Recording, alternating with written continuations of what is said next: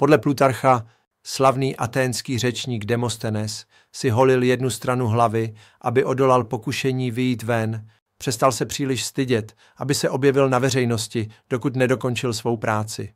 Logika byla jednoduchá. S polovinou hlavy plešatou by byl příliš stydlivý na to, aby se socializoval, a byl by nucen zůstat uvnitř a soustředit se na studium. V té době byl Demosthenes posmíván pro svůj slabý hlas, neohrabané podání a dokonce i řečovou vadou. Ale odmítl, aby ho to definovalo. Místo toho se zavázal, že se promění v vynikajícího řečníka. Aby překonal své nedostatky, Demosthenes trénoval posedle.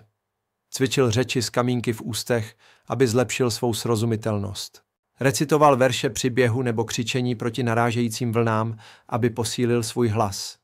Dokonce si postavil malou podzemní studovnu, aby se odřízl od rušení.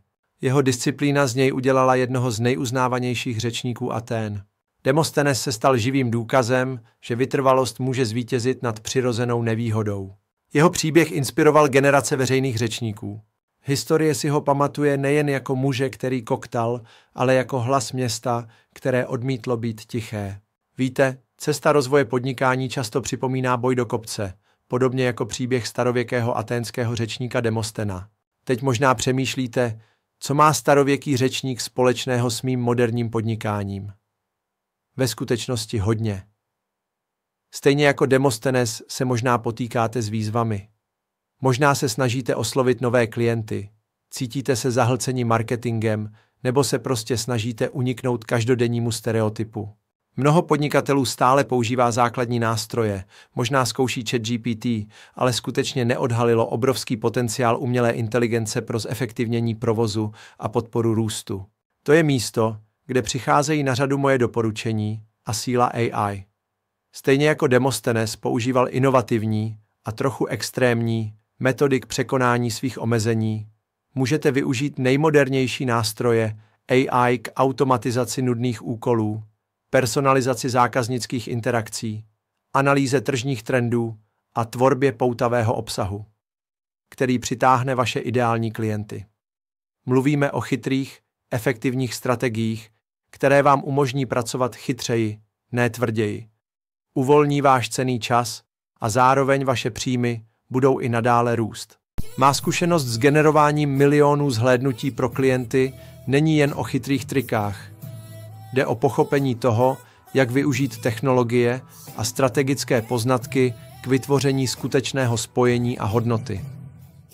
A vše je založeno na praktických, snadno realizovatelných strategiích, které osloví podnikatele jako jste vy. Chci s vámi, věrným majitelem podnikání, mluvit o něčem skutečně transformačním. Využívání technologií k výraznému zvýšení vašeho příjmu bez zvyšování práce.